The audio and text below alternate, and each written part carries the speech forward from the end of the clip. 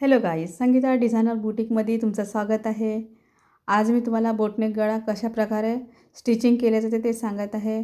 सर्वात आधी मी अस्तरवर बोटनेक गळा कटिंग केला आहे। नंतर मी ब्लाऊजचा कापडवर ठेवून ते आपण जोडून घ्यायचा आहे। जोडल्यानंतर आपण जो ब्लाऊजचा एक्स्ट्रा कापड आहे तो कट करून घेऊ आणि कच मारायचं त्याला, जेणेकरून गळा आवरला जाणार नाही।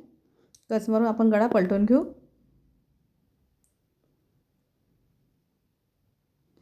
आणि त्याला आपण प्रेस शिलाई देऊ। फिनिशिंग पण व्यवस्थित येते आणि गळा उठणार नाही आणि एकदम प्लेन छान फिटिंगला बसते। कधी कधी काय होते का आपण प्रेस शिलाई नाही दिली तर गळा असा उठते मागून, आणि जो एक्स्ट्रा कापड आहे आपण तो कट करून घेऊ आणि अशाच पद्धतीने आपण दुसरा पण भाग याच पद्धतीने शिलाई मारून पलटून घेऊ आणि त्याला पण प्रेस शिलाई देऊ।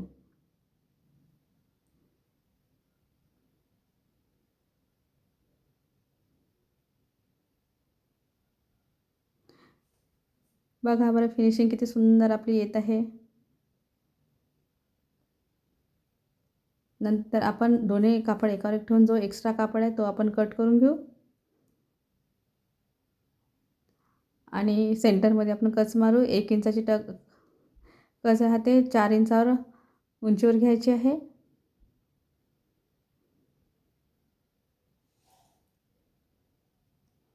आणि 1 इंचाची आपण हाशिल्याची पट्टी कापून घेऊ आणि जोडून आपण शिलाई मारून घ्यायची।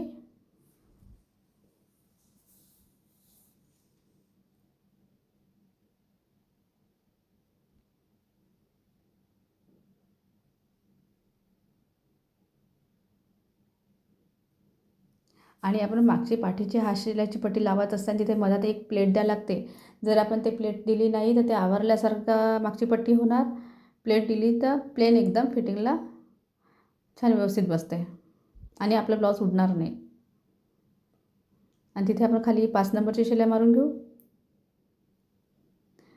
नंतर आता आपण हुक पट्टी लावू।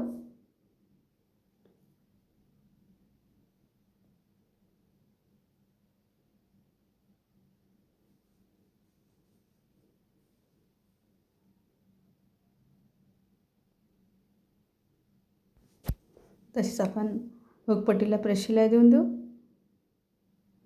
बघा बरं फिनिशिंग किती व्यवस्थित आली आपली। आणि हुक पट्टीला कधी डबल शिलाई द्यायची। तसं आपण आता आयपट्टी मोजून घेऊ किती इंच, 4 इंचाची आहे तर आपण तिथे 5 इंचाची घेऊ। अर्धा इंच वरती शिलाईसाठी आणि खाली अर्धा इंच फोल्डिंगसाठी जाणार। त्याला पण तसंच आपण प्रेस शिलाई देऊ। बघा बरं आपला बोटनेक गळा किती सुंदर तयार झाला आहे। तुम्हाला आवडला असेल लाईक, शेअर आणि सबस्क्राईब करा आणि तुम्ही पण अशाच पद्धतीने शिवून पहा। Thank you guys.